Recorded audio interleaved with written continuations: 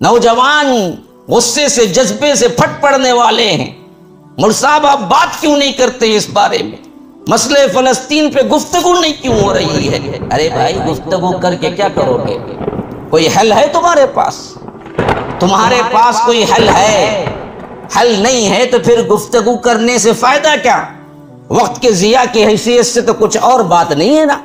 اصل کاس کی طرف توجہ دو، جہاں سے اصل مدد آ سکتی ہے، آئے گی، آنے کا وعدہ ہے، اس پر تو کوئی نہیں گفتگو کر رہا ہے۔ حالات حاضرہ کے رپورٹس اور حالات حاضرہ کے مناظر اور سوشل میڈیا میں وائرل ہونے والے ویڈیوز پر تو بہت گفتگو ہے، ہمارے بڑوں کی، بوڑھوں کی، ذمہ داروں کی، جذباتی نوجوانوں کی، کچھ کرنے کا امنگ رکھنے والوں کی، لیکن مسئلہ یہ ہے کہ کیا یہ حل ہے؟ قرآن و سنت سے پوچھو۔ اللہ کی قسم کھا کے کہتا ہوں دوبارہ اور سہبارہ اللہ کی قسم کھا کے کہتا ہوں، یہ حل نہیں ہے۔ فلسطینی بھائیوں ہم تمہارے ساتھ ہیں، یہ حل نہیں ہے۔ فلسطینیوں ہم آپ کے ساتھ ہیں، یہ سلوگن رکھنا اور یہاں کی پولیس کے نظر میں آنا اور اندر چلے جانا یہ حل ہے؟ یہ حل نہیں ہے۔ کوئی کہتا کہ مسجد اقصی ہماری ہے، ہم دراصل کیا کریں گے؟ چھوڑ کے نہیں دیں گے۔ آپ پہنچیں گے ہی نہیں وہاں تک جہاں تک وہ لوگ پہلے سے پہنچ چکے ہیں، تو آپ کے نعرے کیا کام کریں گے؟ کوئی کہتا ہے کہ نہیں فلاں کام کرنا چاہیے، متحد ہونا چاہیے، مسلمان ممالک کچھ نہیں کر رہے ہیں، سب فلاں ہیں فلاں ہیں فلاں ہیں۔ اگر تمہارے پاس کچھ ہوتا تو وہ پیش کرو نا۔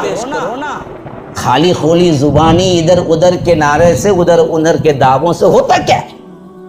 تم نے اس کو گہرائی سے مطالعہ کیا، اپنا مسئلہ بنایا؟ جیسے گھر میں کوئی بات ہو جاتی ہے، گھر میں کوئی مسئلہ کریٹ ہو جاتا ہے، سب مل کے بیٹھتے ہیں، سوچتے ہیں اپنے گھر کے مسئلے کو کیسے حل کریں، ویسے تم نے قرآن و سنت کو کھنگالا کہ کیسے اس مسئلے کا حل نکالیں، کیا تدبیر ہے، کیا واقعات ہیں جو ہم پہ بیت رہے ہیں، وجوہات کیا ہیں جس کی وجہ سے اللہ تبارک و تعالی کی مدد ہم سے روٹ چکی ہے۔ حالات حاضرہ نہیں بلکہ یوں کہہ لیجئے کہ آنے والے حالات میں اس سے بدتر شکلیں ہیں، ہو سکتی ہیں، اور یہ فلسطین تو دور کی بات ہے، خود ہمارا ملک بھی نعوذ باللہ اللہ سے ہم پناہ مانگتے ہیں کہیں فلسطین کی طرح ہو کر نہ رہ جائے۔ حالات اسی طرف کیا ہیں، ٹریول کر رہے ہیں۔ ابو جہل نکلا، احد کے میدان میں قرآن میں ذکر ہے، ہاں کعبے کے پردے کو اس نے پکڑ کے دعا کی، اللہم ان کان ھذا ھو الحق من عندک فامطر علینا حجارۃ من السماء او ائتنا بعذاب علیم۔ اللہ نے فرمایا کہ وما کان اللہ لیعذبہم وانت فیہم وما کان اللہ معذبہم وہم یستغفرون۔ یا رب کیا نتیجہ، کیا حل بتایا؟ بدر کے لیے نکل رہا ہے، اس کو بھی اللہ کا یقین ہے، وہ بھی کہتا تھا کہ ہمارے پاس دین ابراہیمی ہے، لیکن مسئلہ کیا تھا؟ دین کے اصولوں کو بھول گیا تھا، شرک کو توحید سمجھ بیٹھا تھا۔ اللہ کے رسول توحید پیش کیے تو اس نے سمجھا کہ یہ غلط ہے، اور اس حد تک اسے یقین تھا اس بات پر کہ کعبے کا پردہ پکڑ کے کہہ رہا تھا ان کان ھذا ھو الحق، اے اللہ جو حق پہ ہیں فَأَمْطِرْ عَلَيْنَا حِجَارَةً مِّنَ السَّمَاءِ، جو مخالف ہیں ان پر آسمان سے پتھر برسا، اَوِئْتِنَا بِعَذَابٍ عَلِيمٍ، یہ دردناک عذاب ان پر نازل کر دے۔ اللہ نے فرمایا دیکھو میرا ایک اصول ہے، تو دشمن ہی صحیح لیکن تو نے دعا کی تو میرا اصول سن لے، قرآن میں قیامت تک کے لیے رکھ دیا۔ وَمَا كَانَ اللَّهُ لِيُعَذِّبَهُمْ وَأَنْتَ فِيهِمْ، اللہ کا یہ کام نہیں ہے کہ جب اے اللہ کے رسول آپ ساتھ میں ہو، آپ اس بستی میں ہو، نبی بستی میں ہو، اللہ عذاب نہیں بھیجتا، یہ اصول ہے رب کا۔ جس قوم میں رسول موجود ہو اس قوم کو عذاب نہیں آتا جب تک کہ اس سے اللہ رسول کو نکال دیتا، پھر عذاب بھیجتا۔ تو وما کان اللہ لیعذبہم وانت فیہم، اللہ کے رسول آپ ان میں رہیں گے تو ہم عذاب نہیں بھیجیں گے۔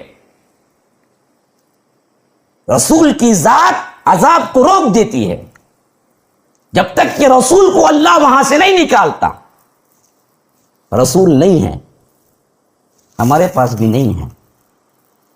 رسولوں کا سلسلہ ختم ہے. خاتم النبیین آ کے چلے گئے.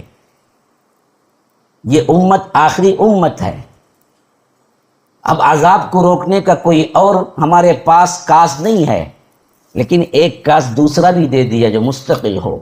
فرمایا کہ وما کان اللہ لیعذبہم وانت فیہم وما کان اللہ معذبہم وہم یستغفرون. وہاں بھی اللہ عذاب نہیں بھیجتا جہاں استغفار کرنے والے ہو.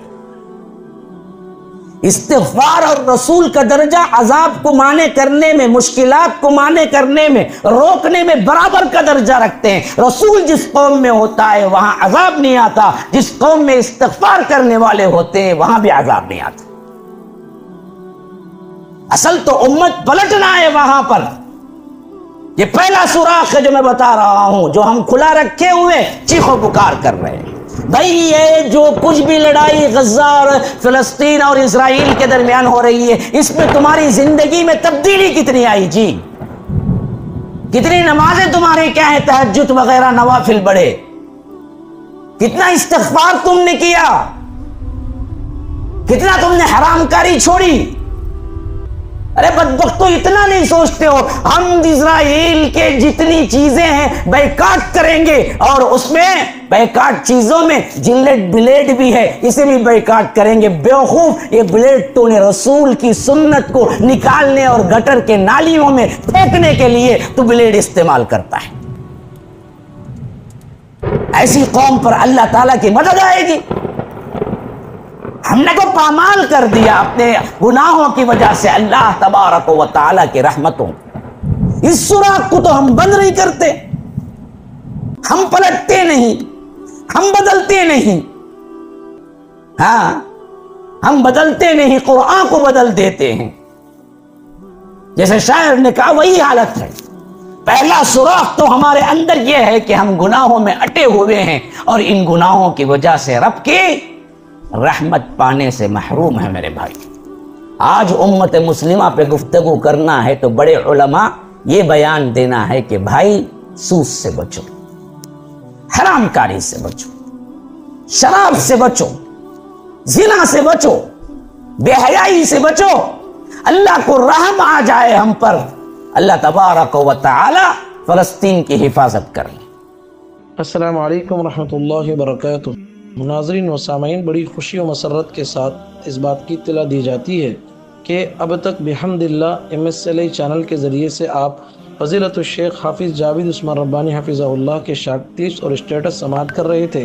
اب آپ لوگوں کی آسانی کے لیے حافظ جاوید عثمان ربانی شارٹ کلپس کے نام سے ایک الگ چینل اوپن کیا گیا ہے، جس کے ذریعے سے آپ شارٹ کلپس ہی پائیں گے. تفصیلی خطابات کے لیے آپ MSLA چینل کی طرف رجوع کریں. آپ تمام سے گزارش ہے جلد از جلد ہمارے اس چینل کو سبسکرائب کریں اور بیل آئیکن کے ذریعے سے روزانہ کے اپڈیٹ حاصل کریں. جزاکم اللہ خیرہ.